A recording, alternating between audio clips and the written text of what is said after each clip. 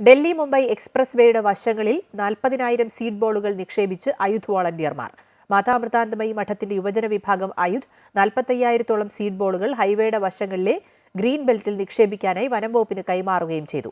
പരിസ്ഥിതി സംരക്ഷണത്തിന്റെ സന്ദേശം പകർന്നു നൽകിക്കൊണ്ടാണ് അയുധ് ഡൽഹി NCRൽ സീഡ് ബോളുകൾ നിക്ഷേപിക്കുന്നത്. രാജ്യതലസ്ഥാന പ്രദേശത്ത് ഇതിനോടകം ഏറെ പ്രചാരം നേടുന്നതിന് അയുധ് സംഘടിപ്പിക്കുന്ന സീഡ് ബോൾ ക്യാമ്പയിന് കഴിഞ്ഞിട്ടുണ്ട്.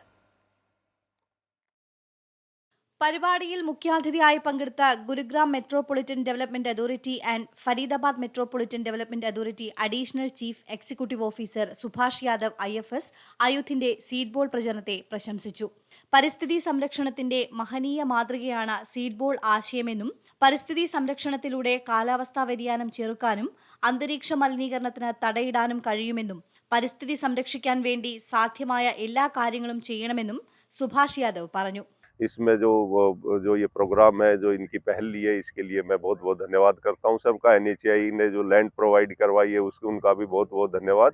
और जो आपके वॉलंटियर्स हैं, माता जी के जो अम्मा जी के जो मार्गदर्शन में प्रोग्राम चल रहा है उनको भी बहुत बहुत प्रणाम. അയുധ് ദേശീയ കോർഡിനേറ്റർ സ്വാമി മോക്ഷാമൃത ചൈതന്യ യുവാക്കളെ പരിസ്ഥിതിയെക്കുറിച്ച് ബോധവാന്മാരാക്കുക എന്നത് ഏറെ പ്രാധാന്യമുള്ള കാര്യമാണെന്ന് പറഞ്ഞു. സീഡ് ബോൾ പ്രചാരണ പരിപാടിയിൽ സമൂഹത്തെ പ്രത്യേകിച്ചും യുവാക്കളെ പരിസ്ഥിതി സംരക്ഷണത്തിന്റെ ആവശ്യകതയെക്കുറിച്ച് ബോധവൽക്കരിക്കുകയാണെന്നും കൂട്ടിച്ചേർത്തു.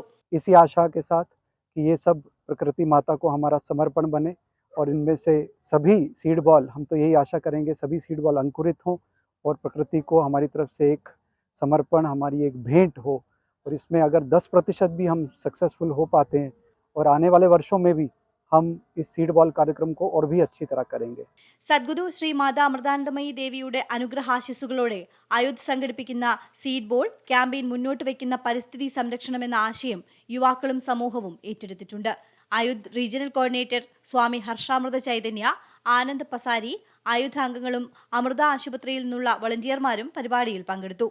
അമൃത വിശ്വവിദ്യാപീഠത്തിന്റെ നേതൃത്വത്തിൽ ഏപ്രിലിൽ ആരംഭിച്ച അന്താരാഷ്ട്ര സീഡ് ബോൾ ക്യാമ്പയിന്റെ ഭാഗമായി ലോകത്തിന്റെ വിവിധ ഭാഗങ്ങളിൽ തയ്യാറാക്കിയത് 1.3 മില്യൺ സീഡ് ബോളുകളാണ്.